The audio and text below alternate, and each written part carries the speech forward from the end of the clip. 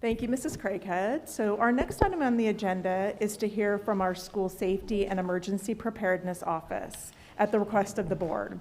And today's presentation is going to be led by Chief Hickman to really give us a full picture of the work of school safety and emergency preparedness and all of the different ways that they support students and staff across the district. So Chief Hickman, welcome. We know you have a team here to present with you. Good morning, everybody.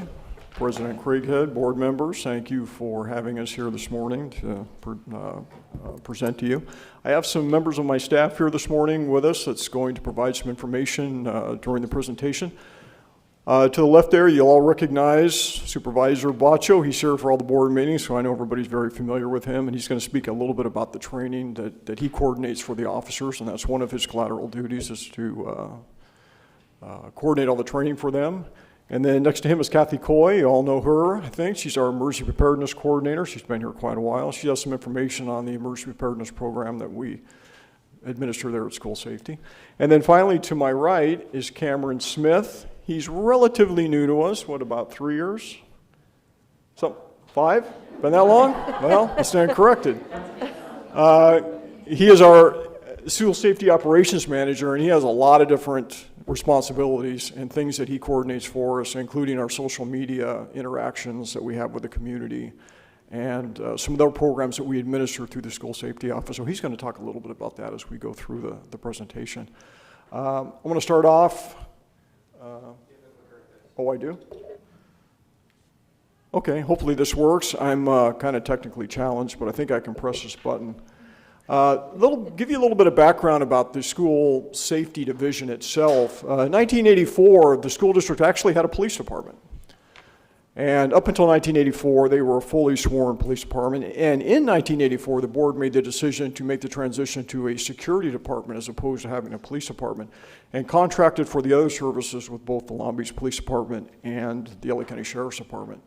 So from 1984 till about 1996, and when Superintendent Carl Cohen was here, he decided that he wasn't happy with the current model and decided to commission a study. And he did that, and there was a study of the school security operations that then existed. And from those recommendations, the school safety first model that's currently in place that we currently practice here at the district became a reality. And we actually started that in 1998. And so we haven't had a police department here since 1984. This is not a traditional enforcement organization. We are a school safety organization. And so the difference is our mission is safety of students and staff is our #1 priority. And that's what we work towards every day. That's what we train for, and that's our #1 priority. We also assist staff in maintaining order on campus. So we have an officer stationed at each high school. We have officers that patrol the district that are called by staff to assist them in various incidents that may happen on campus, or assist them in dealing with incidents that may happen on campus on a daily basis. And we also, our third mission is to protect district assets. And we do that through a variety of means, including patrolling 24 hours a day. We have a thorough and very extensive intrusion alarm system here in the district to protect our sites, and I'll get a little bit into the stats as we go on. So that's basically our mission here at School Safety. We are not an enforcement organization. Our officers are not legally chartered to make arrests. They do not arrest people. Their primary mission is safety and assisting staff. So I think that's an important distinction to make here for us. We currently have 16 school safety officers here at the district. You can see the student officer ratio is fairly high, and I put this other information in the slide. Actually, Cameron did this. The surrounding districts that have either a police department or a school safety or security department average about 2,900 to 1, and we're about 4.45 to 1. So I think of all the Southern California agencies that I have researched, we have the highest student to officer ratio of just about any school district. And we've been that way in quite a long time. So a little bit about school officer training, and Supervisor Bacho is going to talk a little bit more specifically about this later on, but we require for our school safety officers 664 hours of training to qualify to apply for the position. And they are also required, the state requires 24 hours of additional training per year to remain in their current training status, and that's administered by California Post.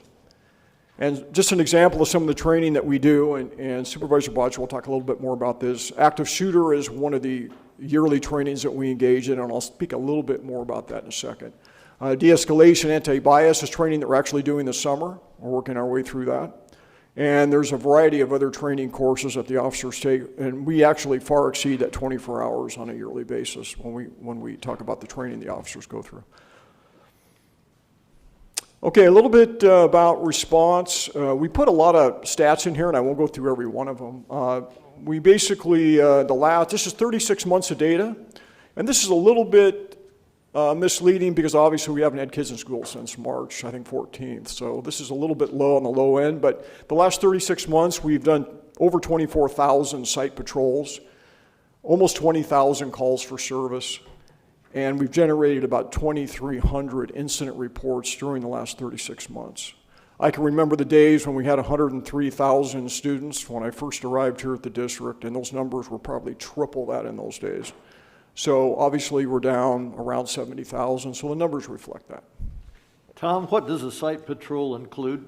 Well, that basically when the officers are not on a call for service, then they are tasked with patrolling sites, and they will either do sometimes it'll be as little as driving around a site, checking for open gates. During the school day, they'll check the perimeter of the sites, and then often they will get out and actually physically walk a site.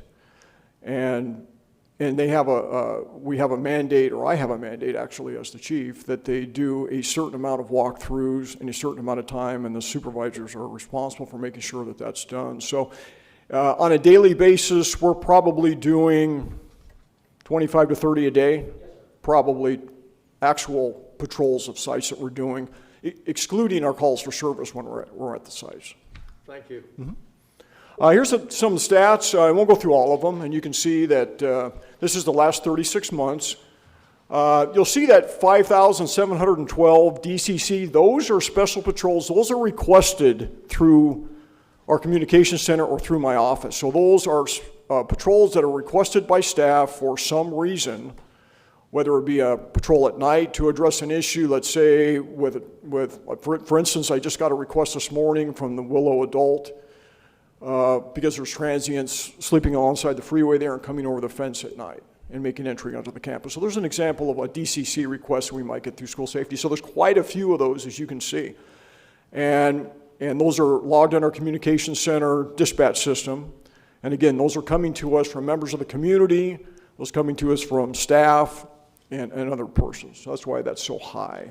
You'll see it's kind of interesting. We have leftover students. Those are 80. Those are kids that just don't get picked up at the end of the day. I get a lot of questions about that. And so school ends, and an hour later, we have generally, this is elementary kids, obviously. They're still there, and nobody has picked them up. So we have a protocol in place that we deal with those kids, that we contact somebody on the emergency card, we contact the family, we make sure they get reunited. And those are actually fairly common. We get a lot of those the first 2 weeks of school because of the schedules.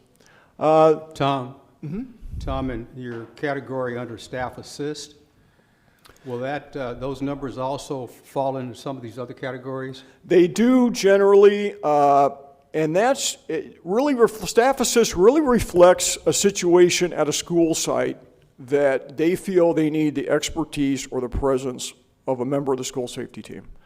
And there's a variety of reasons that could happen. And that's kind of a catch-all statistic for something that doesn't fit in these general categories. An example would maybe be a person that comes into the office and maybe is being disruptive for some reason, and the staff requiring assistance to deal with that particular person. Often we'll stand by while the principal deals with these people. That's just one example. So that's kind of a catch-all. But yes, sometimes they do fall into these. You'll see we have quite a few suspicious person vehicle calls, and we get a lot of those from the community. Parents will call us frequently and say, we see a person near the school that we don't think belongs there.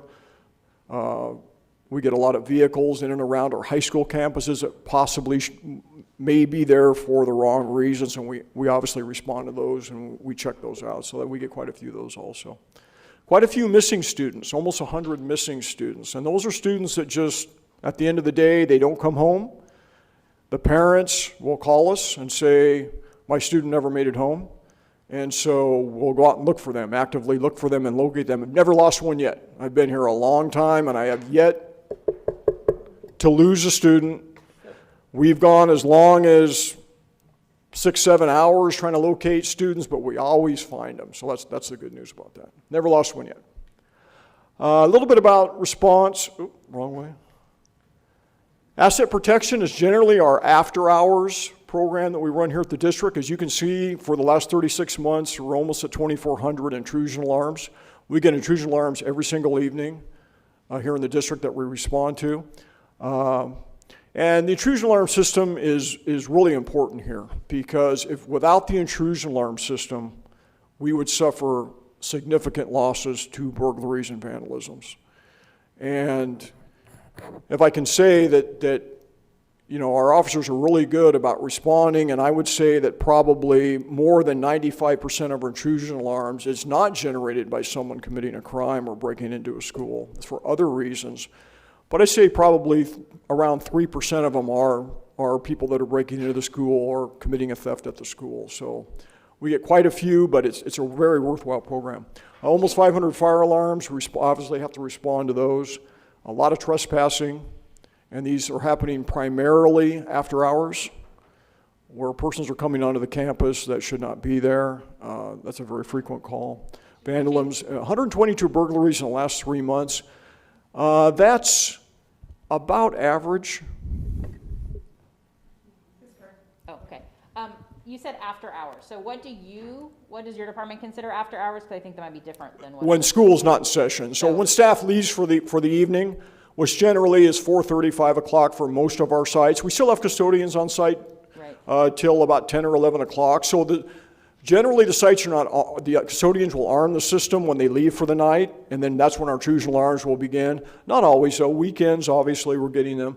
So we're going, we have actually 3 shifts, and we overlap a little bit. So we have officers coming on at 4 o'clock that overlap our day shift officers, and then they work out throughout the night. Thank you. Significant calls for service, and these are ones that we consider priority calls here at School Safety. They get a priority response. Responses to a firearm, that's calls from staff, parents, students that there possibly could be a person armed with a firearm. In the last 36 months, we've had 25 of those. Persons it could be in possession of a knife that can range from a person in the community to a student in possession of a knife. Staff may call us to assist with those, 78. Obviously a lot of batteries on campus that we assist staff with handling on a daily basis. Assault with a deadly weapon, relatively infrequent here in the district, 15 in the last 36 months, and that could include anything from someone striking someone with another object, such as an example would be a bottle or something like that, could be construed as an assault with a deadly weapon. And we've had 15 arsons in the last 36 months. And we consistently get arsons throughout the district throughout the year. And that's a fairly, relatively rare thing that we get an actual arson. Tom, this is very interesting data, but I think it would be in better perspective if we at some point can see this over maybe a 2 or 3 year time span where we can see the changes.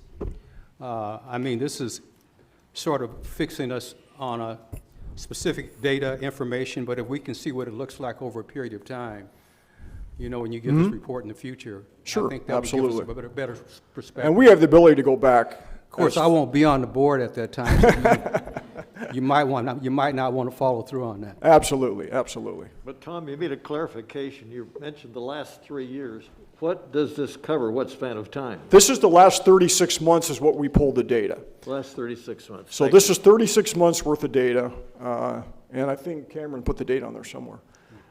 So this is up to June 30th of this year, going back 36 months. Thank you. Is this particular data. I wanted to point this out. This is a weapon that we recovered. I get a lot of questions. I do a lot of parent forums. I get a lot of questions from parents that call my office, and they often have questions about incidents that may happen at their schools, especially at the high school level. And this is a weapon that we recovered. This is an actual 9mm pistol with the ammunition in a Altoid box, and we recovered that from one of our K-8s from a 5th grader in his backpack. And generally what will happen with these is we'll get a call because this particular student, and this is typical of what happens, is we'll be telling other students that they're in possession of a weapon, and then we'll be notified. And we have a protocol in place that we deal with where we, as low profile as possible, we go in and we detain the student and we search them to see if in fact they're in possession of a weapon. And that's about the youngest, since I've been here, that might be the youngest student that we've had actually in possession of a firearm. So that's kind of notable. This is 2 years ago that this occurred. This is an example that we put, this is a standard operating procedure, and we have many standard operating procedures that we developed at school safety over the years.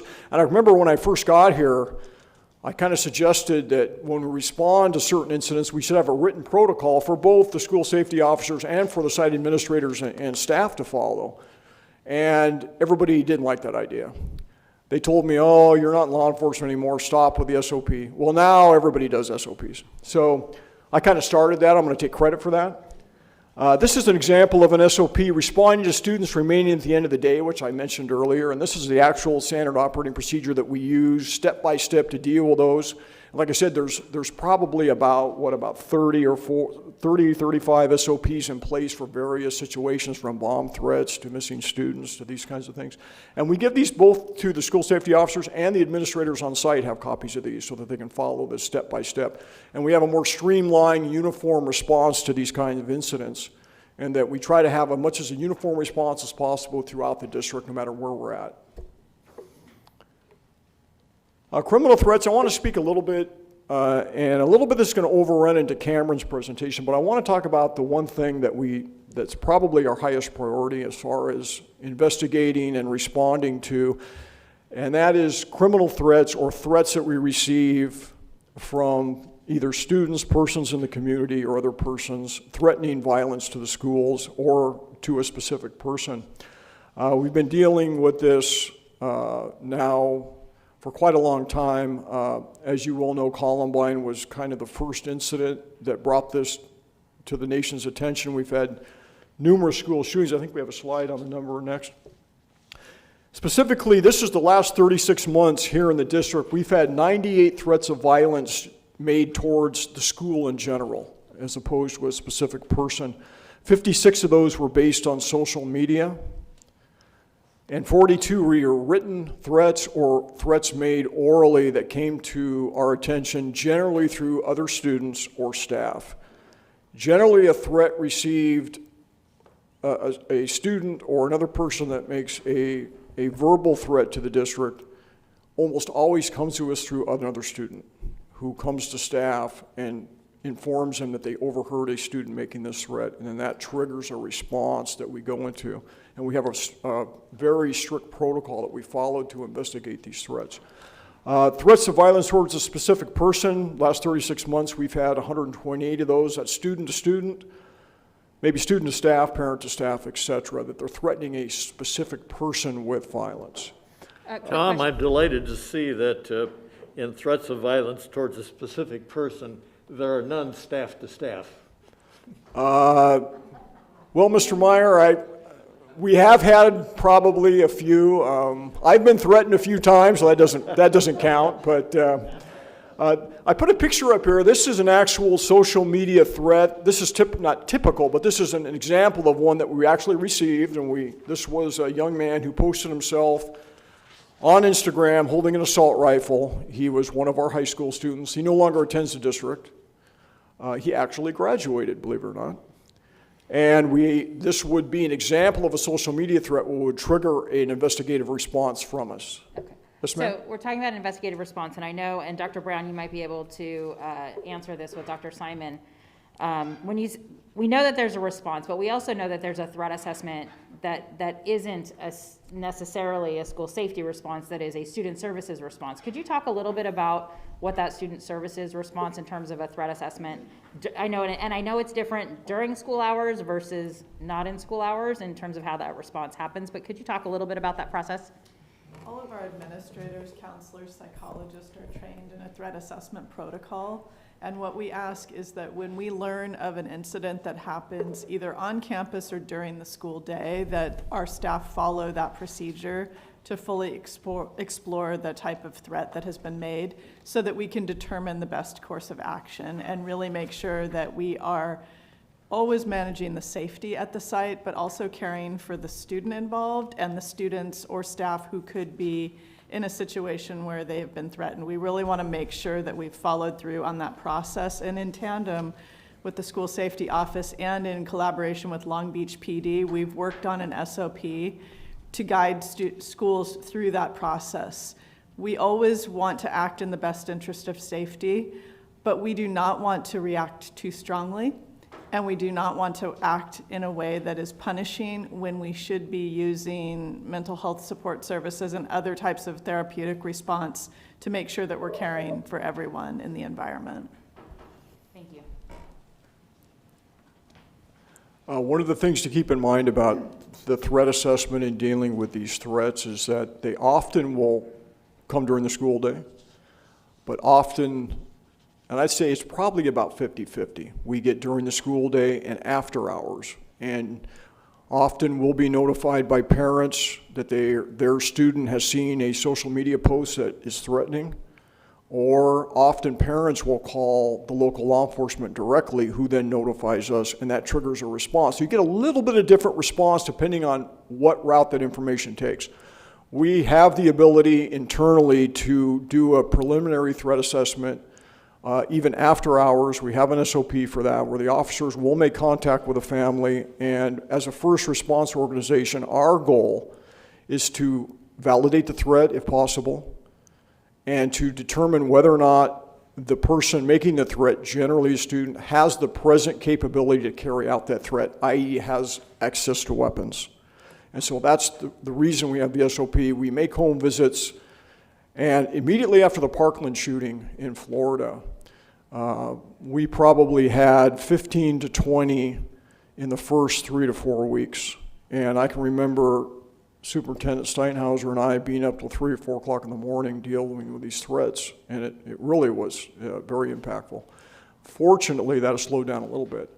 And we had a big pushback from the community, a lot of input from parents. What are you doing to address these threats? How are you keeping our kids safe? And we spent a lot of time developing that response protocol. And I think it's, for the most part, and Dr. Brown's been involved in it with her threat assessment, and Dr. Simon's been involved in that response. Her team was involved in that. So I think we've done a pretty good job of being able to assess those threats and feel comfortable with the outcome, that we're not going to have an incident or someone show up at that school the next morning and actually commit an incident. And that's our goal. We put a little bit of facts in here. This is from the National Threat Assessment Center, just a little bit of information for you to look over at your leisure. Talks a little bit about the profile of persons that have committed school shootings and violent attacks at our schools. You will see that between 2008 and 2017, we've had 41 school shootings in the 7th to 12th grade age group. Being the latest here in Southern California would have been SAUGUS, right, Kathy? We had, as you know, we had the SAUGUS shooting. It's been about 18 months ago now, more or less.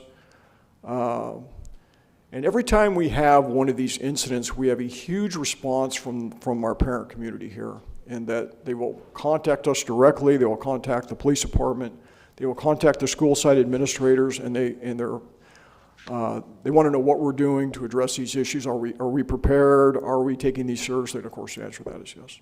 So,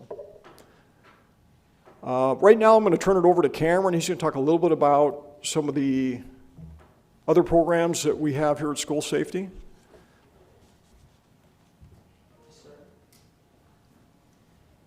Before I get started on our district-wide programs, I'm going to have Sergeant Baccio speak a little bit about the training piece that our officers go through and the ongoing training that we have.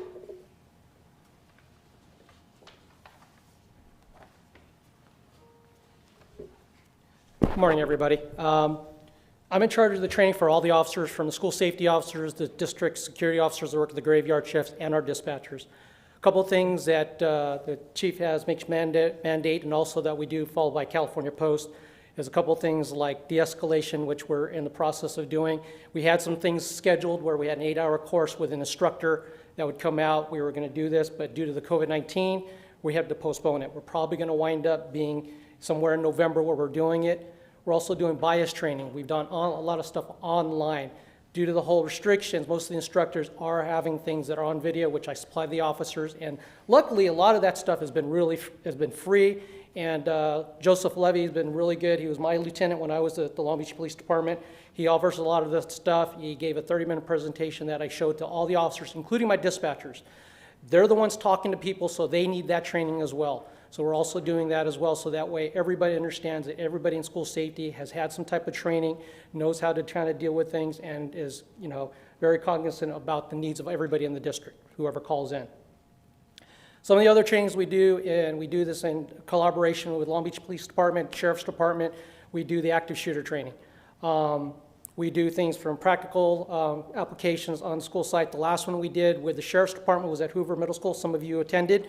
Of actually how to respond. It also gets us to work with these other departments because they're going to be working with us when they respond.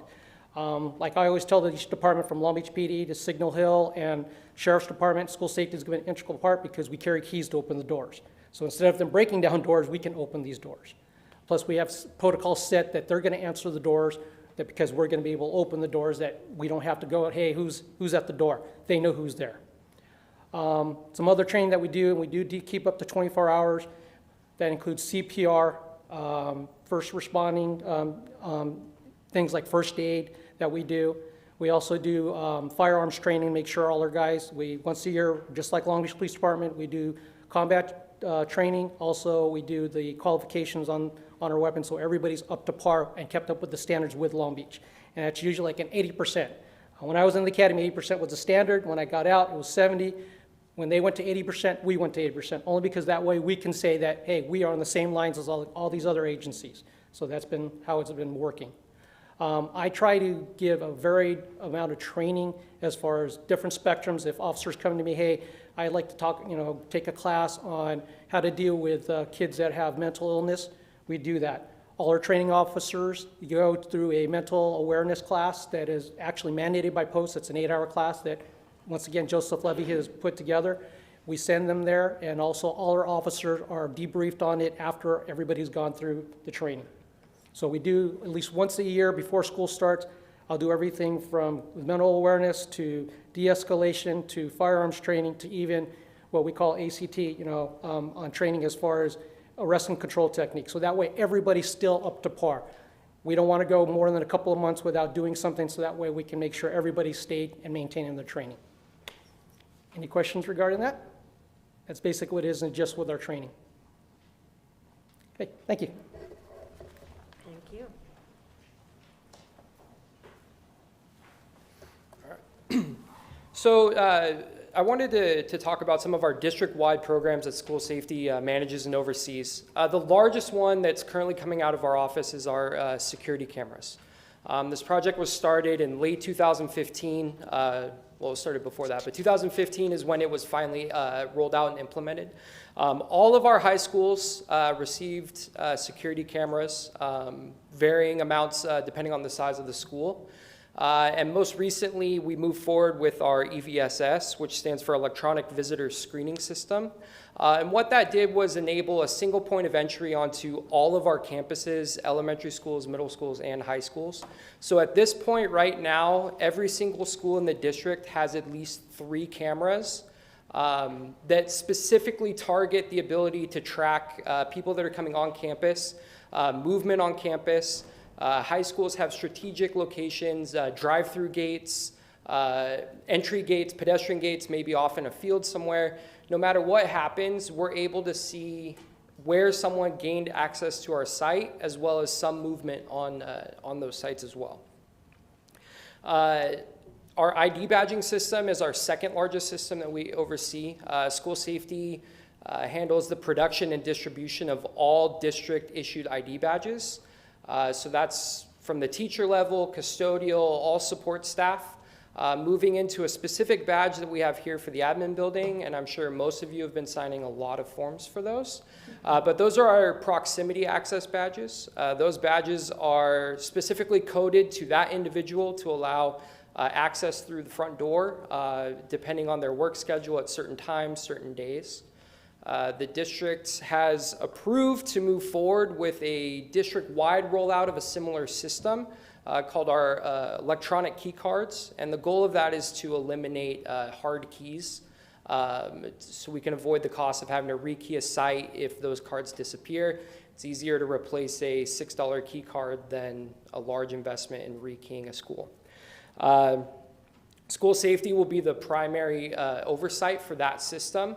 We will continue to produce and distribute those cards, as well as setting the schedules for different site members, school site members to come onto their sites at varying times. And we're really able to narrow down that system to allow access to everyone that needs access while keeping our sites secure and keeping our students secure.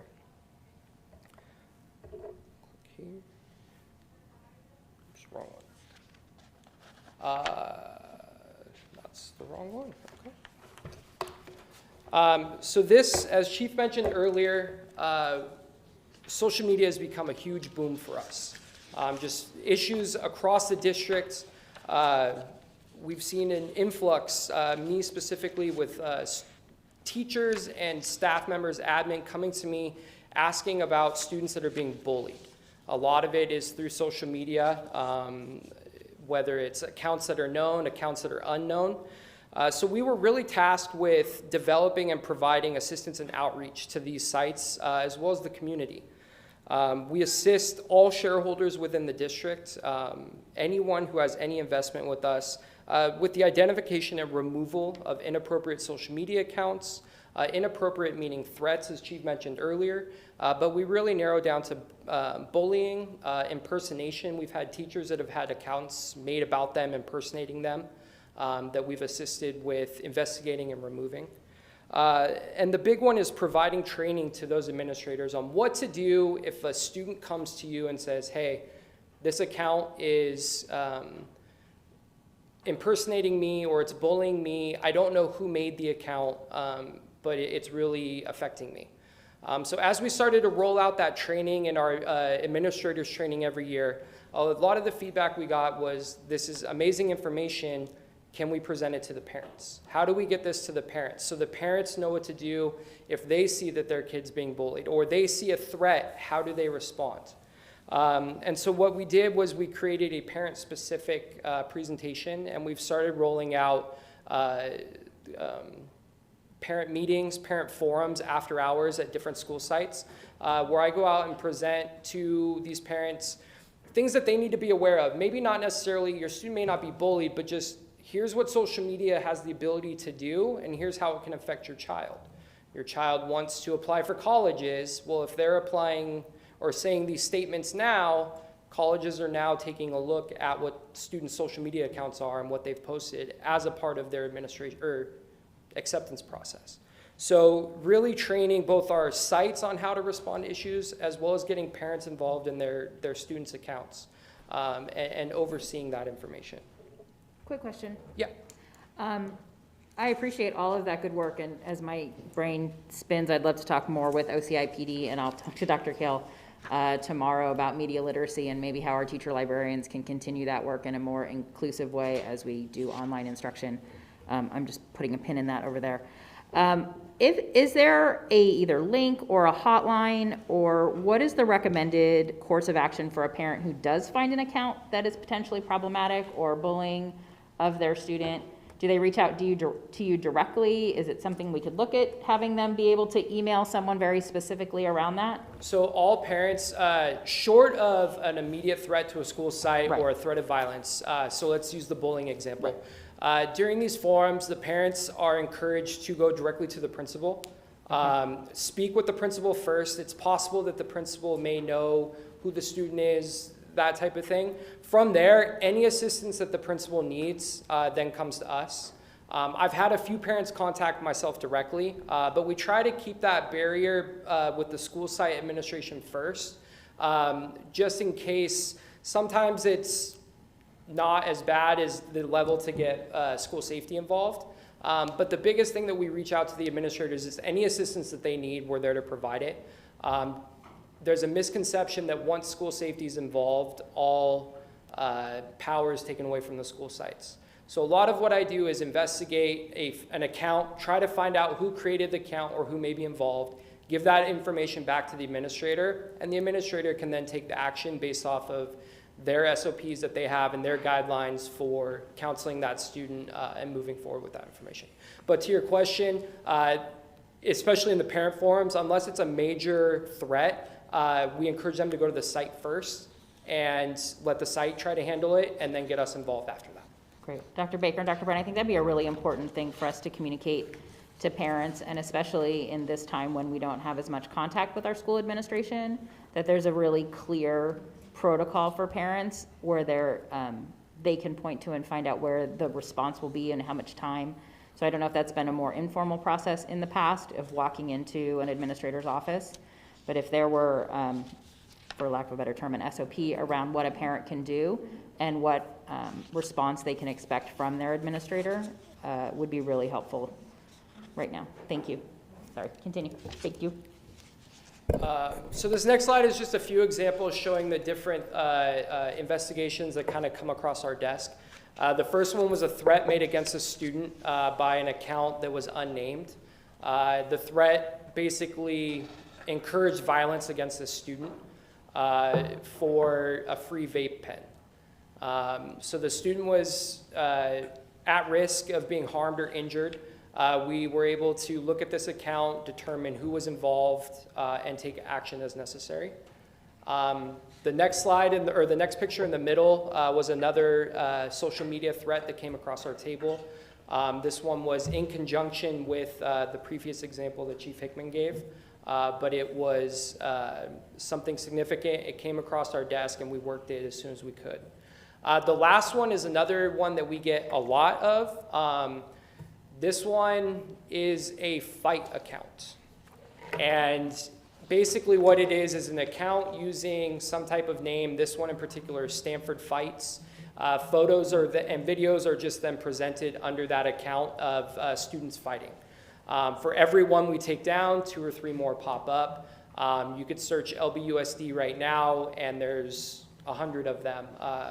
So we are constantly battling and working with Instagram, with Facebook, as well as any of these other social media providers to have these accounts removed. We report them, we work with their staff to try, basically it's promoting violence of underage students. Most of the videos are occurring on our campus, so we have a little bit more pull with, they're not just out in public fighting, this is a specific issue and they're all underage. So these are just kind of 3 different types of the different accounts that we see and that we deal with, but we definitely work to try and get these resolved as quickly as possible. And with that, I will turn it over to Ms. Kathy Coy, unless there are any questions. No? Perfect, thank you. Thank you.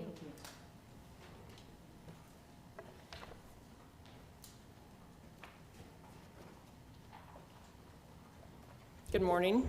Good morning. I think I just made it, right, for the morning? So our programs are quite sophisticated, complex, and there's a bit of overlap between the school safety side and the emergency preparedness program. In this next set of slides, I want to focus on what training that we offer at the schools for our employees and the district-wide approach in emergency preparedness.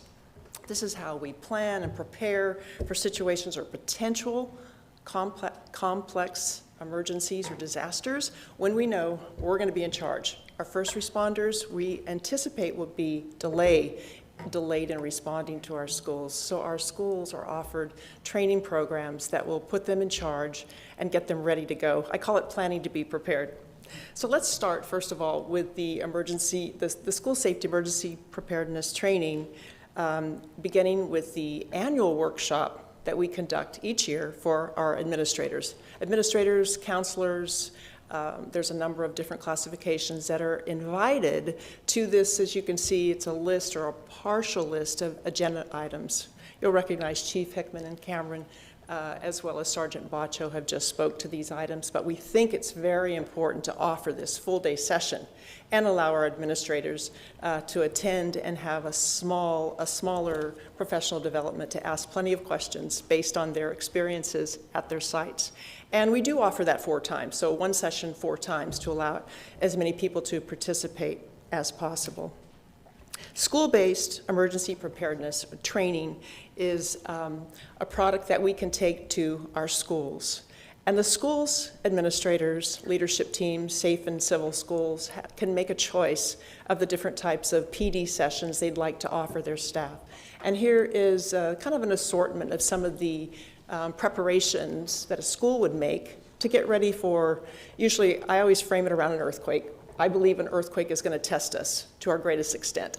And so we look at it from campus emergency assignments. What are my roles and responsibilities? We really want to emphasize that so that all of our faculty, staff, as well as our students know whose lead to follow and how do we implement these activities. We break it down into a couple of other specialized areas. It might be like sweep and clear or search and rescue, medical triage, but definitely reunification procedures, because we know we want to perform exceptionally well in front of our parents to reunite their kids with them. So school-based emergency preparedness is a big function or a large part of my day, of my year. Employee professional development is also another important aspect, and I call it classification specific. Meaning, we can take the roles and responsibilities of any employee in any classification, in any branch, and tailor what that looks like for them. So consider that when you have nutrition services or maintenance or even our technology and information services, we have a number of staff who are on our campuses day in, day out. Now we couple that with an emergency. What do they do? So that classification-specific emergency preparedness is offered at that level. Grounds crew, what shall I do in that case? So it's very important that everybody's involved, everybody's a part of the plan. All the teamwork is also included so that our schools would know that any district employee that's there is there also to participate on the teams. Personal preparedness, that's really important to us, especially because we have our roles, our responsibilities at work, in the office, but what about going home? And a number of our staff have expressed, well, I know I need to stay and do as much as I can to support this emergency, but what about me? What should I be thinking about? So that's a segment that I like to include as well. Just really have an overreach across the board. What are we supposed to do? What happens if we're driving into work that day? What's even better is when it happens on a Saturday. That's my favorite time. So that's our school-based kind of the approach we use for our across the board, kind of a district, if you will.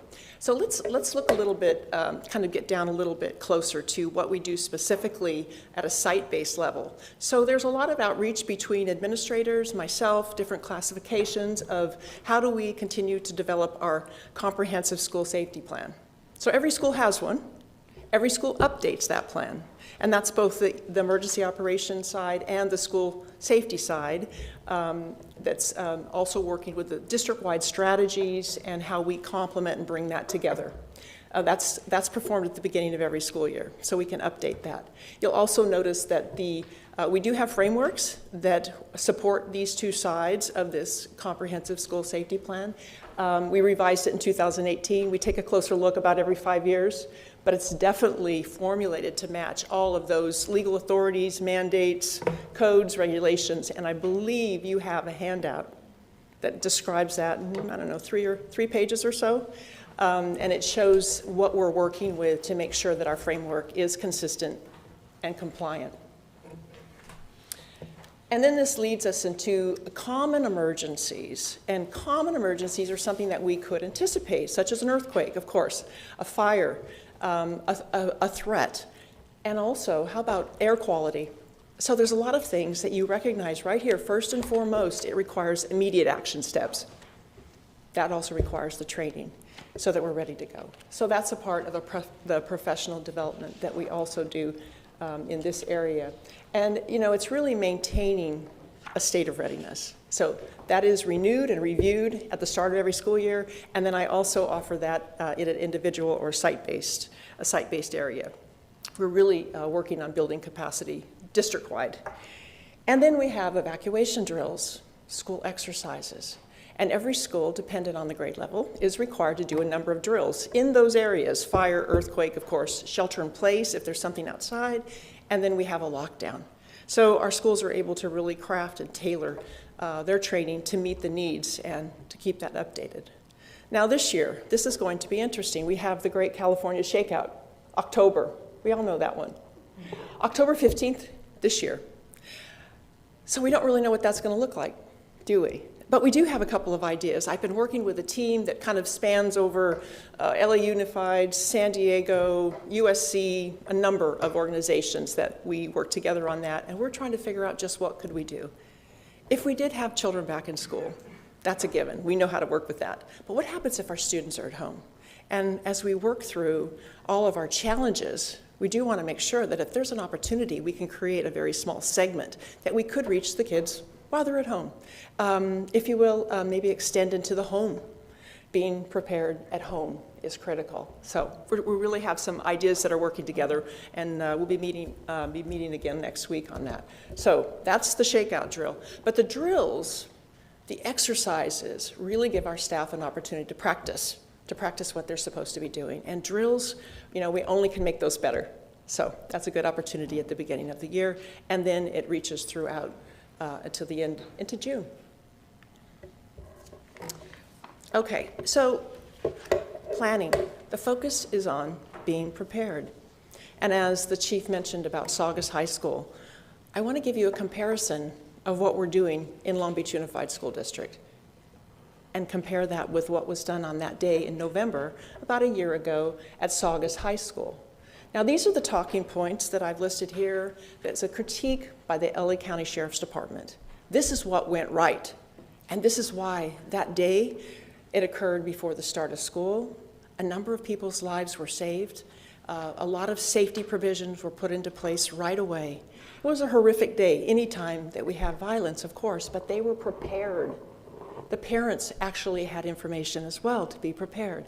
So what was highlighted was SAUGUS High School had a detailed school safety plan, emergency-specific procedures, and it was developed in collaboration with the LA County Sheriff's Department, the first responders. They had response training for staff and faculty, and they were also conducting their drills, their lockdown drills. Their reunification procedures were solid, and they worked very well. Now, on the other side of this slide, you can tell we've checked the boxes. So this gave us an opportunity, really, to revisit what is it that we're doing. Does this give us an idea of maybe some revisions or something that's needed? Yes, we do that all the time. But it also gave us a big, a compliment, if you will, that we have worked long and hard on this to examine what practices are available, making ourselves more prepared as best we can, and we too have checked the boxes.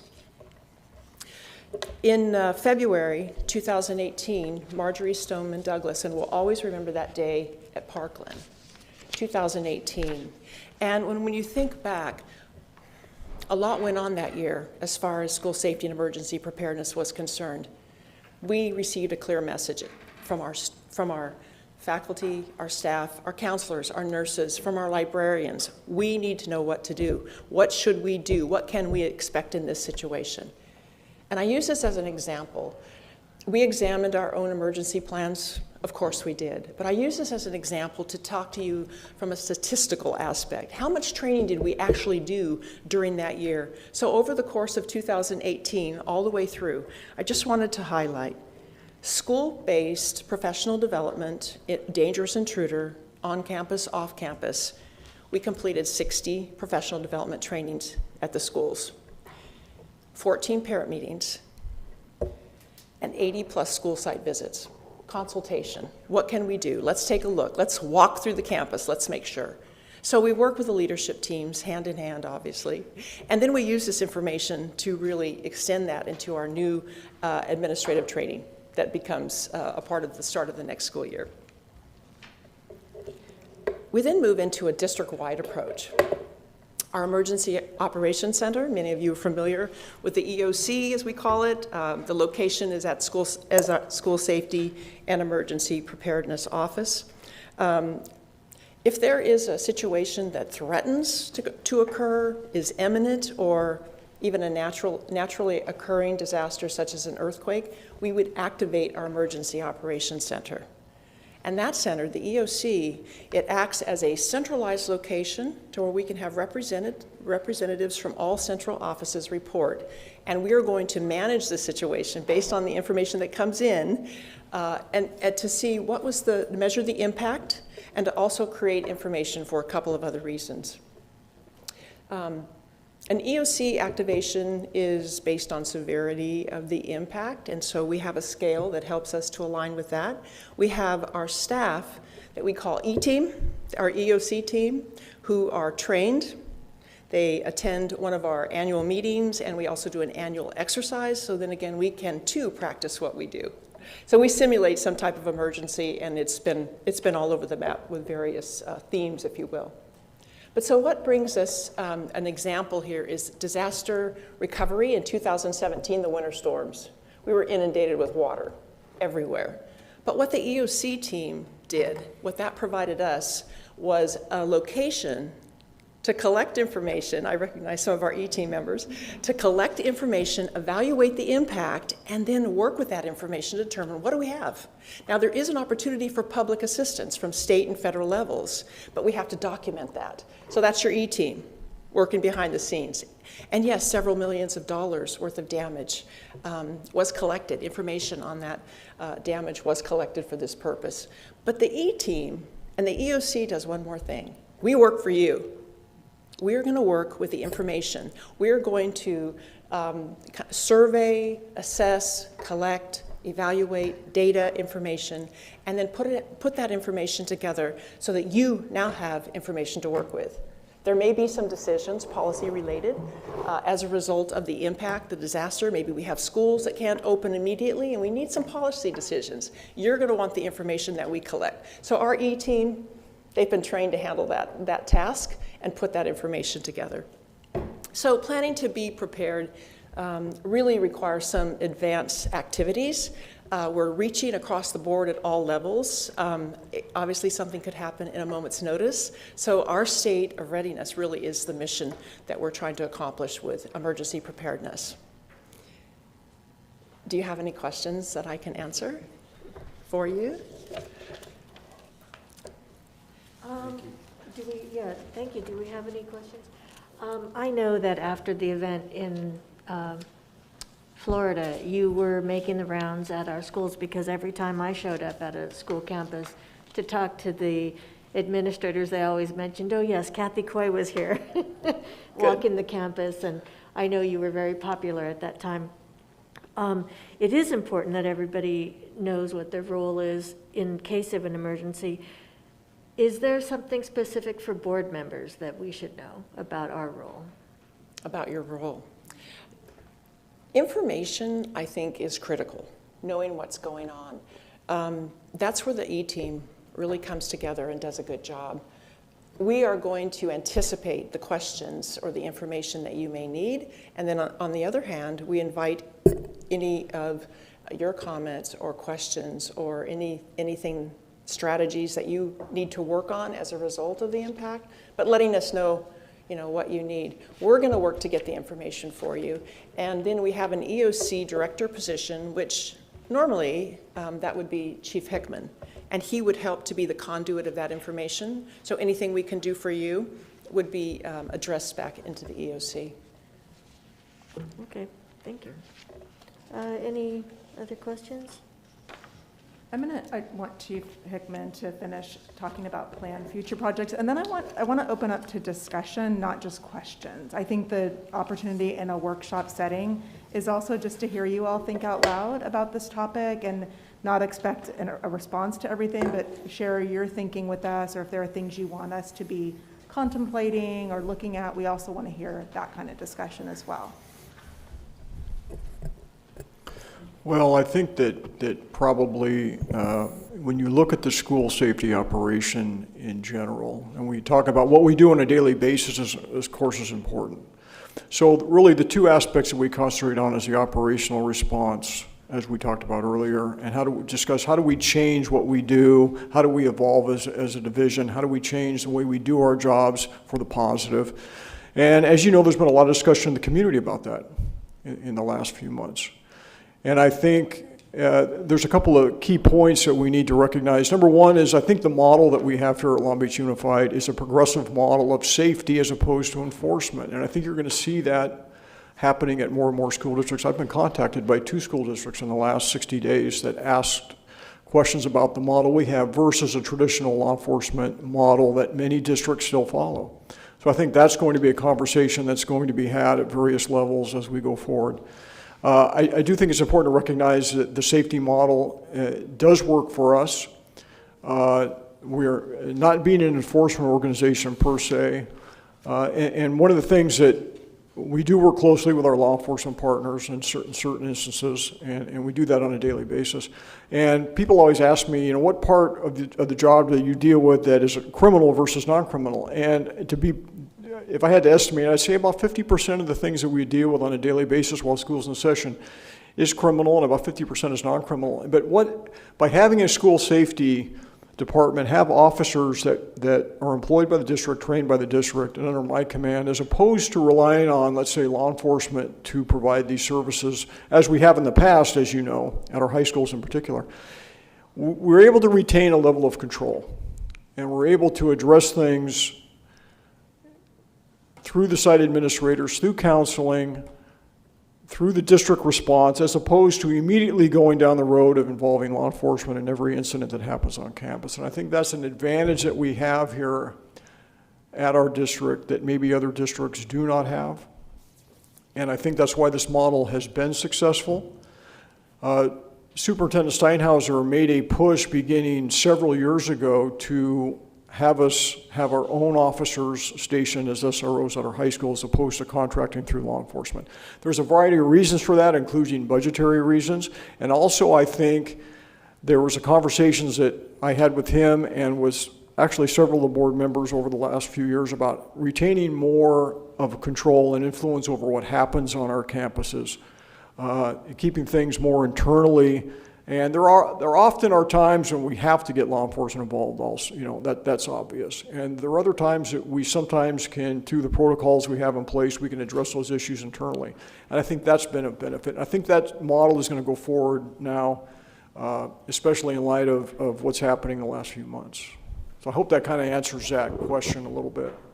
Yeah, and just to add to, you have a few things that with Dr. Brown and Chief Hickman and I have done some just initial planning and thinking around future projects, including the development of some focus groups with students to talk to them about their interaction with school safety and how we could enhance our practices with student voice in mind. Also, perhaps looking for an opportunity to bring in some type of counseling to address mental health or mental wellness response alongside school safety officers. And then as you heard Sergeant Bacho talk about the anti-bias training, that's something that they're testing out and doing on the immediate, but thinking about a longer term plan for what that could look like for the safety team that's here. So again, want to open up to discussion. Doesn't have to be questions. It could be thinking that you've done or things you want us to think about, and just take these last few minutes to hear from you all if you have things that you'd like to share. Yeah, we hear discussion, Tom, about concerns that some students have about police officers being on the campuses, and some students about treatment and the way their treatment is perceived by those students. And I know that the bigger picture for us is look at how we make sure that our schools and our students and our staff are safe. And the one recurring thing that I worry about personally, and after all the activity that we saw last year with school shootings, is making sure that we protect our campuses and our kids. Now, I noticed that your folks have training in active shooter training, and that's comforting to me. But at any time, any of these campuses can turn into something crazy with an active shooter. So, you know, I want to feel good and comfortable that we have a way to make sure that we respond in a timely way, to make sure that we're having the resources there to protect our kids. Well, that's an excellent point, Dr. Williams. And, you know, I will say from a personal standpoint, I've been doing this a long time. I've been in this profession now. I'm in my 35th year, which means I'm very old, number one. And number two, it seems I've seen a lot of changes over the years. And the one thing that has really become apparent is that not only do we have to be prepared to respond to these violent incidents from a tactical standpoint, where we work with our partner agencies, and we had a response at Bancroft, and Kathy and I talk about that. We had a report of a person with a weapon in Bancroft several years ago. We actually thought we had a potential violent act in progress, and it was really a drill that we didn't anticipate, and it really taught us a lot about what would actually happen. But that's just one part of it. I think that investigative process that I discussed earlier, where we get in front of the threat, we mitigate those threats, when we're actively engaged in investigating these social media threats, these verbal threats, these written threats, and I think that's shown that not only are we prepared to react to a situation, but we're prepared to take action to prevent this from happening. And I think that's an important piece of this as we go forward. And you know, we spent a great deal of time talking about those things, Dr. Williams, about what we would do, not only from what the officers would do, being able to have to engage. And as you know, there was some controversy over the response at the Parkland shooting, for instance.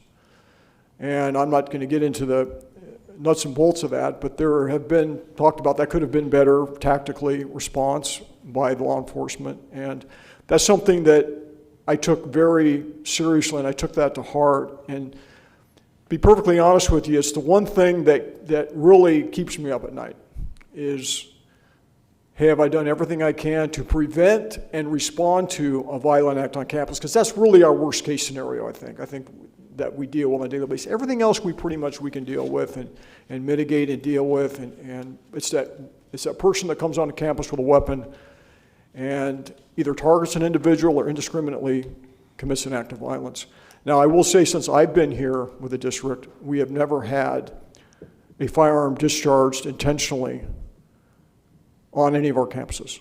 And I've been here since 1999. We've had one discharge of a weapon at a high school that was unintentional. And to be perfectly honest with you, there are weapons out there, and we know that. And we go to great lengths to mitigate the impact of things that happen in our community that spill over into our schools. Especially, and I'll give you a perfect example, dismissal. When we have 17,000 high school students out on the street at one time, that's one of the most critical parts of the day for school safety. And we have a safe passage program where we deal with, because what we find is things that happen in the community often impact things that happen at our sites. There's a spillover, and so we actively monitor those. And so it's an ongoing endeavor to try to mitigate those circumstances. And we certainly take it very seriously. Thank you. Yeah. Thank you, Chief and team. I think it's so important that we understand when we talk about school safety, it's a really comprehensive thing. Everything from emergency preparedness to the behind the scenes. It goes back to who's behind the scenes, checking on Instagram accounts. Like, all of those pieces are part of school safety, and it may not be the part that people outwardly see. But I do think this is an important and robust discussion. I thank you for bringing it to the workshop. I know I reached out to Superintendent Steinhauser and to Dr. Baker earlier to talk about what this looks like, and to get an idea of what kind of training, Chief, you and your staff have done and what we can continue to do in the future. So in the moment, just to be perfectly frank, in the moment to talk about active shooter drills and those kinds of things feels odd to me. Like, it's unsettling, because that's not where I feel like we are in the planning stages. We're literally trying to get school back up and running, and at what point students return to campus. That is obviously a concern, but I know that issues of racism, and bias and the things that we're seeing in our community feel much more urgent to me today, sitting here on August 17th, 18th. So I just wanted to talk a little bit about how we can, in addition to those plans around our physical coming back together, I can't even imagine how COVID protocols impact something like an earthquake or a fire drill, and how that just will complicate or would complicate everything. But when we talk specifically about school safety, I appreciate that we are viewed as a progressive model, or a more progressive model, and I know that we have done some of that de-escalation and stepping down of our practices, and I am appreciative of that. So as we move forward on this planned future projects, I appreciate a focus group with the deputy superintendent. I don't know that we would need, as Carl Cohn called for in 1996, a full examination of what we've done, because I think we have a really good idea of some of the other pieces. But in terms of interactions with students at school, being mindful of racism and practices that are racist in nature that are built into our system, and making sure we're doing intentional anti-bias and anti-racist work. I would love to see us, and again, you asked for comments, so I had some prepared, so I'd like to go through them a little bit. Enact a study group to explore, well, I will say that we know that we can't just talk about it, and that we can do policy change and we can do trainings, but that all of that goes away if we don't have a culture on a school site specifically, or in a space that reinforces that every day. And so working on that organizational and campus culture to do this work really intentionally is important to me. So the idea of enacting a study group to explore alternate school safety practices that put restorative practices, student mental health, and intervention at the core of the work, including students, community partners, teachers, and staff, to research what's happening on a specific school site. We know all of our schools are very different communities from each other, and what is relevant at Jordan isn't the same as what's relevant at Lakewood, just by the nature of their school community and how they interact with each other. So being mindful that school communities are unique little towns in some respects. So working with the staff at site, I know we didn't talk about CSOs, our campus security folks. I'd love to change that title, because I know many of them come from a really relationship-based work, more of a dean, to work with students. They know families, they know neighborhoods, but really capitalizing on those folks that we know do that job extraordinarily well. The ones that kids feel safe talking to before school, the ones that teachers feel safe referring their students to if they're struggling. Ms. B is a great example. We saw her at the Cambodian graduation. I know she's been honored as the Classified Employee of the Year before. That talking with her about the work that she does, she cares so deeply for her students and wants to be in any capacity that is of help and service to them. So taking those folks and bringing a team together at each school site to say, what does safety look and feel like for us here at our school? What are the challenges that we think we're facing here specifically, and how do we work together as a team to address those needs? And sometimes that might bring in formal school safety, but what it might bring in more is a school psychologist, or extra tutoring time, or opening the campus early so folks have a place to gather and feel safe. Looking at those solutions and those relationship-based solutions, and making restorative practices really not just the extra thing that we do, but infused in all of the work that we do and how we approach it.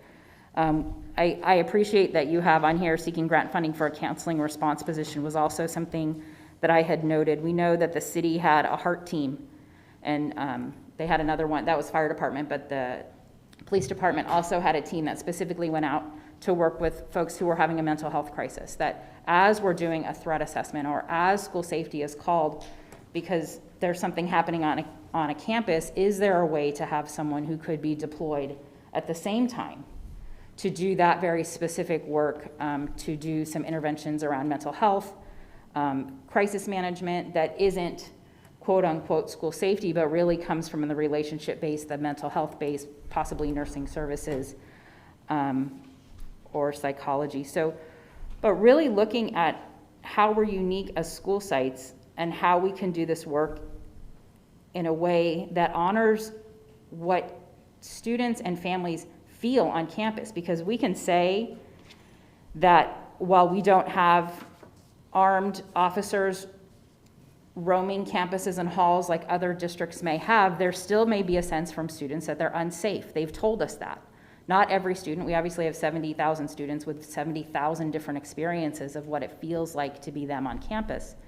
But really honoring our Black students and our students of color who have said, there's something in this system, there's something at our school site that we feel unsafe when it comes to discipline issues.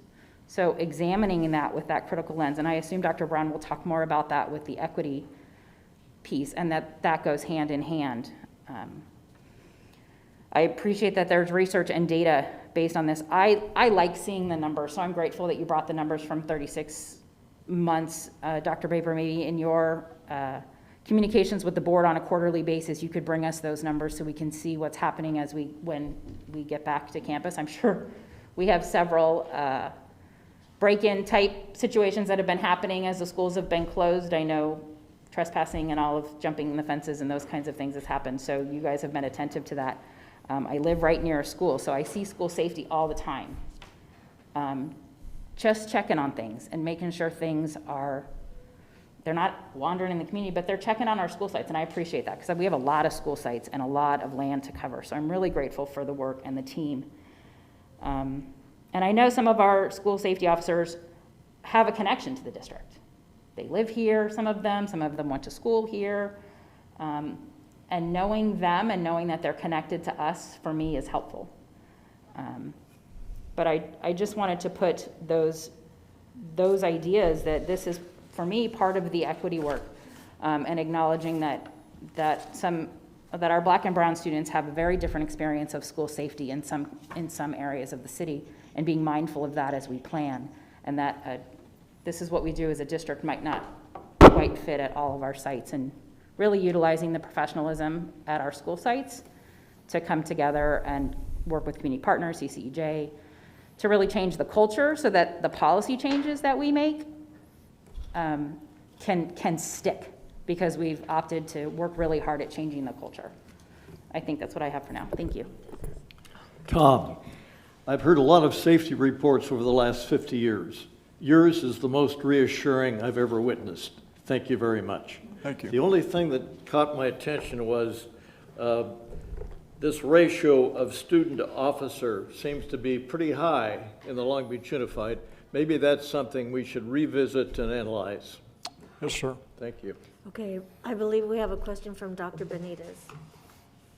Yeah, and I'm going to kind of share in the spirit of Dr. Baker's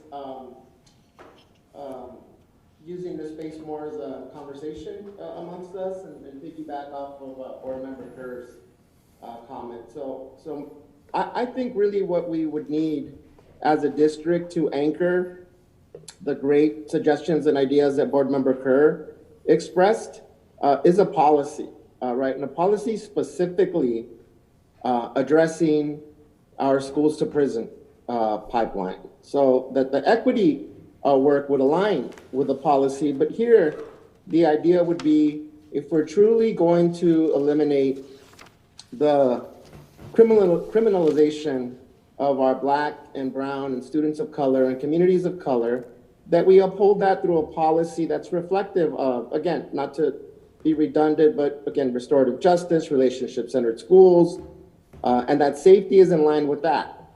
So the overview that Chief Hickman provided, I think is great. I'm very appreciative of it. But the difference to me between being responsive and in some cases reacting to, whether we call them emergencies or there's an act of assault with a weapon, is that really we're still reacting to a root cause. And the root cause of this is that comprehensive, I think, overview that we need, so that if we're talking about what are those instances, and I'd love to hear from the chief or from any of our student safety folks, what are those instances that absolutely require one of our students, school safety officers, to be in an emergency present and be the responder. Those to me are different in what I saw in the data than, as an example, reimagining, we don't necessarily need school safety officers to be there when kids haven't been picked up at the end of school. So again, the rethinking, the reimagining piece to me does require a comprehensive overview anchored in a policy where we can say, look, resources could be used or reinvested in school counselors, school psychologists, social worker, whatever that may be, if indeed the root cause is student social and emotional well-being, student emotional health, trauma that's occurring in our communities, the language that we're using to criminalize Black and brown students, the workaround bias, anti-Black, anti-racist programming and services. I think those things get anchored in a policy that then the policy is reflected by programming, services, a reimagining of how we think about not just school safety, but the undoing really systematically, institutionally of our Black and brown students, students of color, disproportionately being criminalized and being in our criminal justice system in ways that I think as a school district, we can address by policy. All right, so again, not to discredit or discount the great ideas, and I agree with them all that board member Kerr has shared, but I think if we umbrella this in a policy that then has all of those components, right? Professional development training, reinvesting and reimagining in those causes of potential fights, right? Fights are a symptom of something else going on. The social media bullying, that's so difficult, as I heard the chief and our school safety folks just address, how are we, responding to social media bullying? Really, I think to me, the more important investment is what are we doing as a district? Not just to quote unquote take down Instagram accounts or Facebook or social media stuff, but as I heard it, when we take down one video or two, 10 others, 20 others come up. All right, so systematically, I think that's where my recommendation is that we put our time and energy and finding ways to reinvest or rethink or reimagine how we think of safety, discipline, and social and emotional well-being of students. Otherwise, I think we're just reacting to and responding to symptoms that I think, again, discount the root cause of those symptoms. Thank you. Dr. Williams. Yes, this is a very broad and significant issue, and I've dealt with it for the greater part of my life as president of the NAACP, as chair of Region 1, which encompasses the 9 western states. So I've looked at this for a long, long time. I've dealt with the LAPD. I've had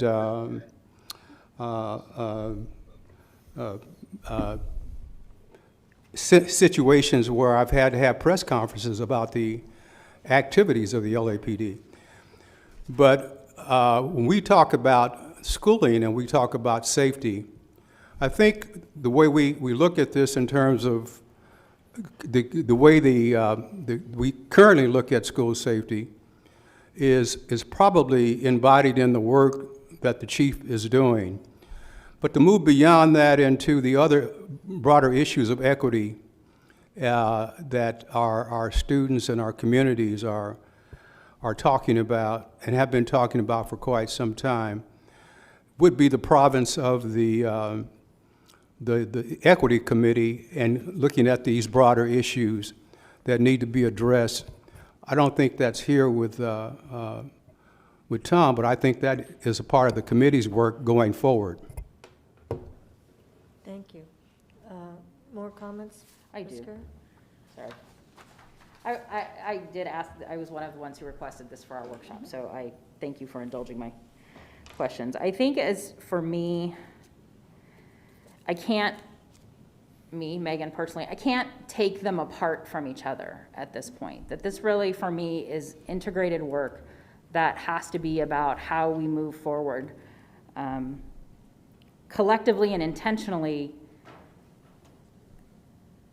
and not separating it out to department. So I think for me, what is going to be most helpful as we move forward to do this work is that we continue to integrate all of this into everything that we do. And I know, Dr. Baker, you have talked often about infusing excellence and equity into the work.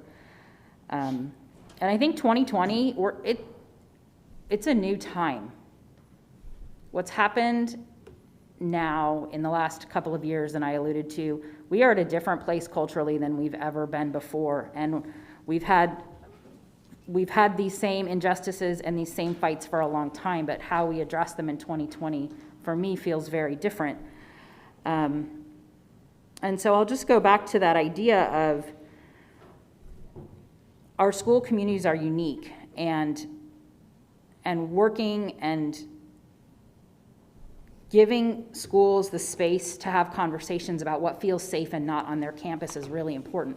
That listening piece of what their experience has been, whether they've been witness to incidents with school safety or with CSOs that have been harmful emotionally or otherwise, is important that we hear those stories, and not to discount anybody's work. And I know Chief's still standing there. He doesn't necessarily have to stand there because I know I don't have any questions at the moment. But you invited a dialogue, so here we are. This conversation and listening to what it feels like to be a kid on campus in 2020, I think, is necessary in a way that even as my children went through the schools wasn't as necessary.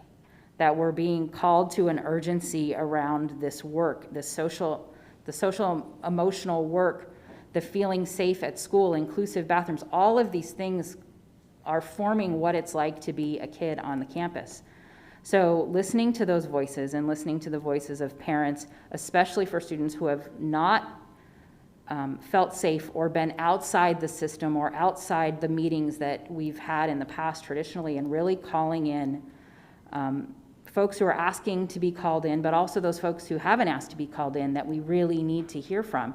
And searching that out, I think, is critical as we move forward in a new time in Long Beach Unified with a new superintendent, someday post-COVID. And so we've done a lot of things well in the past, and I think we have an opportunity here to continue to do things, but to really innovate and to listen and to listen and listen a lot. And we have new modes of listening, and I'm sure we'll talk about this in budget. We're going to talk about it with equity of how we're engaging folks. But this is the core of how and why kids come to school, and how and why they don't come to school, this issue of feeling safe physically and emotionally. And we've talked a lot about different things this morning.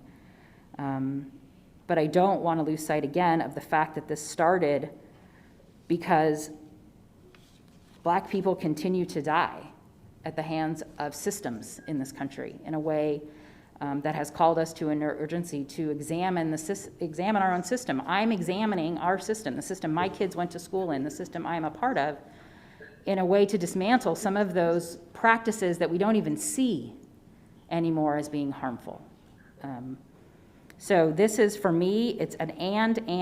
It's not an or, it's not a instead of, it's not a throwing away of, but it's looking at the work we're doing to address this and this and this and all of these other issues that we haven't focused on in the past. And again, distance learning and COVID have caused us to have to recenter some things. So I'm just hopeful and optimistic as we move forward for the next year and beyond that we continue to have conversations and do a lot of listening and implementing not just a policy, because again, policy can get completely undone if we don't do the intentional steps to change the culture of how we interact with each other and how our administration act with our teachers, with our students.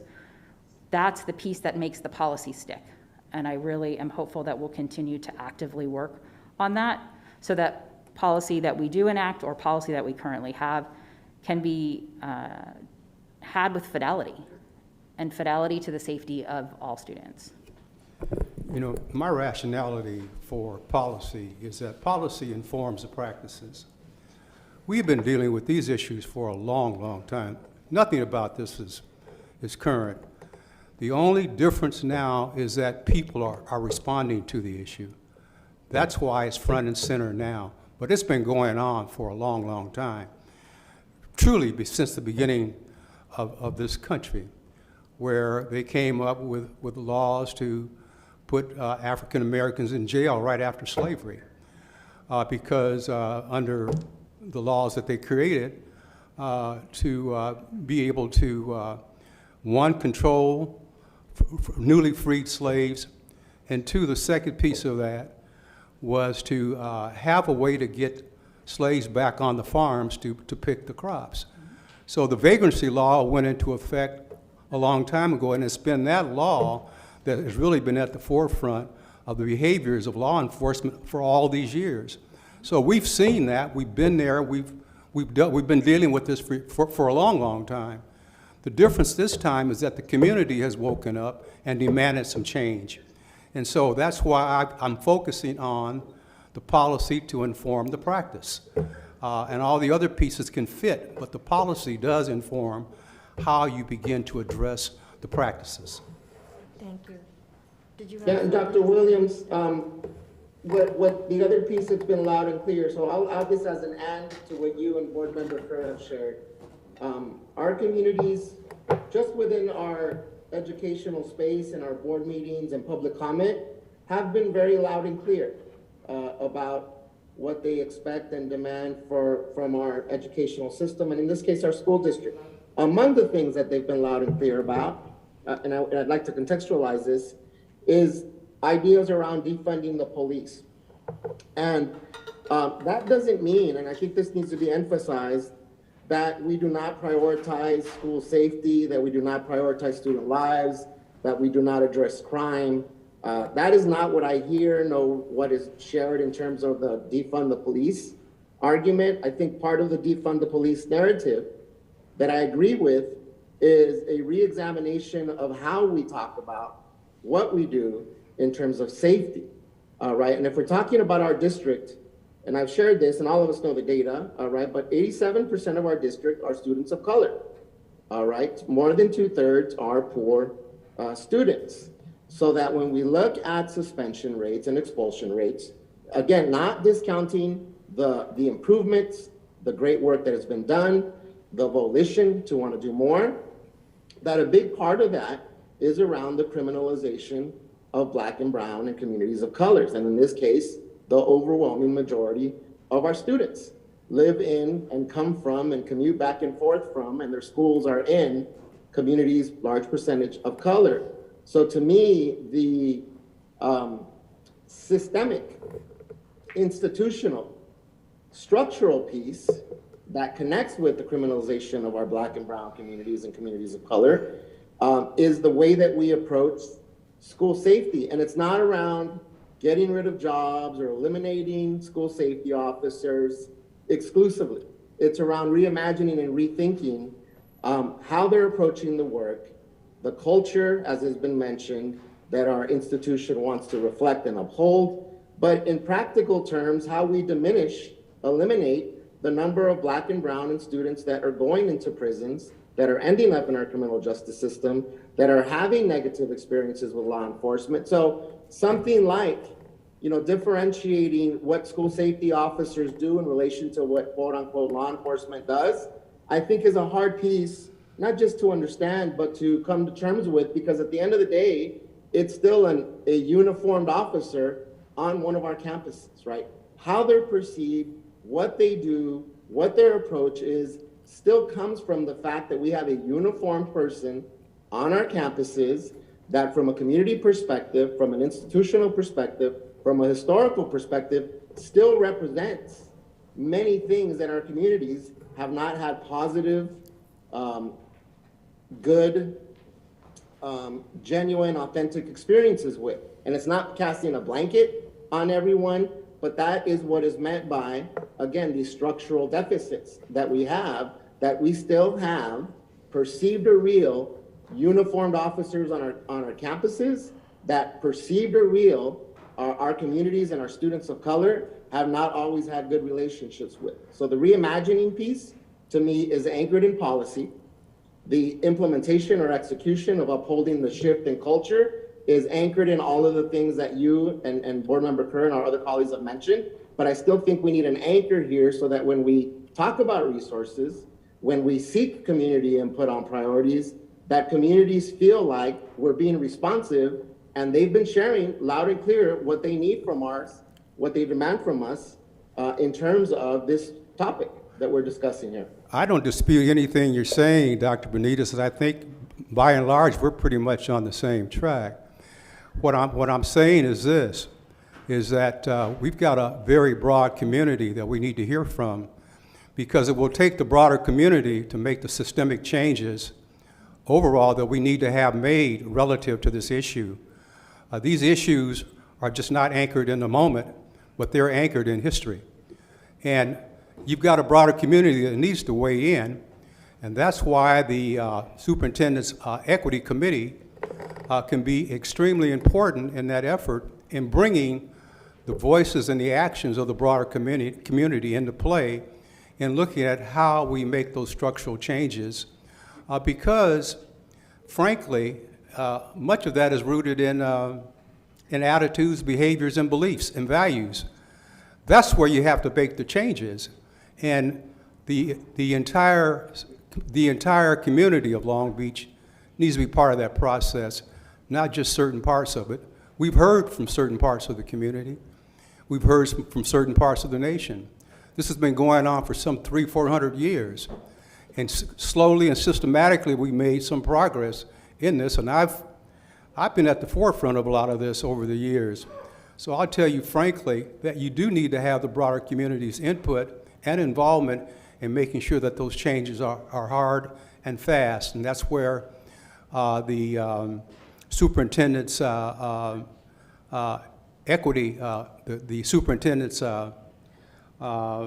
advisory committee that has roots in every part of this community can bring that information into this discussion.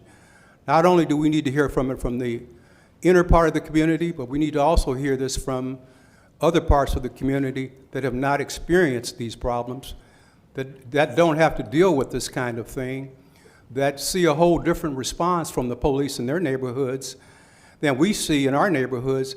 They need to understand that the impact of that and how that affects the behavior of all involved. So again, I'm not countering what you say or what Ms. Kerr says, but I am saying this: the broader community needs to be part of this discussion. That's what I'm saying. I would just like to Agreed, add- Dr. Williams. I think we're saying the same thing. I'm just. That's what I said, Juan. We're saying the same thing. Okay, I'm going to bring this Additionally, discussion to a I conclusion. think that we have heard, Dr. as all of you Benitez? know, from our community, and I think the only additional point at the end that I'm saying is that we have an opportunity to be responsive while we, and I agree, do everything else to include the rest of our community, that a large chunk of our community has spoken, and I think right now is the time that, as part of continuing to listen, we can still enact change. Thank you. I'm going to wrap up this discussion because we are approaching the end of our lunch break, so we're going to have to, I think a 30-minute break would be adequate to eat. I'm not sure. But I will just say in conclusion that we have a lot of very strong voices on this board and in this room. I am very thankful for the experience that everybody brings to this discussion. I want to thank our security and safety teams. It strikes me as notable that you always have the students' well-being at heart. And is Kathy still here? Oh, I see her now. To be planning for students as they're at home in case of an emergency just shows us that you always have the students' best interest at heart, whether they're in an actual physical school or whether they're at home. So I want to thank everybody for what you do. I know that it takes a lot of diligent work to keep everybody safe. So we will keep these discussions going. We will be respectful. We will honor each other's voice. And we all work for the same purpose. We all work to better the situation for our students. So with that, it is. Mrs. Craighead, may I just close with just a couple things before we leave the Yes. room too? First of all, I want to thank the team that's here to present, and also just thank you for the kind of discussion that you've done. That is the purpose of workshop, is to have a good discussion and to really give staff something to think about, whether it's questions or comments or bringing your perspective. Dismantling systemic racism is not even about one committee. It is about every single thing that we're doing. So every position we opened up at 8:30, I talked about redefine leadership roles. It's going to live in all of those roles. It's going to be incumbent on all of us to be working across departments in service to dismantling systemic racism, to the point that Dr. Williams makes about history. And specific to policing, a culture of policing does not just exist with those who enforce safety. Culture of policing exists in classrooms. It exists in school offices. It exists in the administration building. We all are responsible for breaking down a culture of policing in the way that we do our work across this district. So your points are well taken today. I also want to publicly acknowledge in the transition between Mr. Steinhauser and myself, we did not renew the last Long Beach Police Department contract. That was an intentional decision made in conjunction with Chief Hickman. And so for the public's information, we do not have any contracts with Long Beach Police Department. That is not making a statement about Long Beach Police Department. That is actually making a positive statement about our school safety office's ability to continuously improve and to meet the needs of safety and our students. And I also just wanted to thank them, their connection to city officials and their willingness to grow and change in this time has been absolutely reaffirmed in the transition between Mr. Steinhauser and myself. So thank you all for that. Thank you. Dr. Baker, can I just add to that? Can we have a representative from our school safety department attend or be a part of any meetings we would have with our Equity and Excellence Committee? That way we're all interconnected. That way we are including equity and excellence in every aspect of the work that we do. Thank you. Another great suggestion that we'll take into consideration. Okay. Thank you. Well, thank you, everybody. We will reconvene, let's say 1:20? at 1:20. 1:20? Okay. Yes, thank you.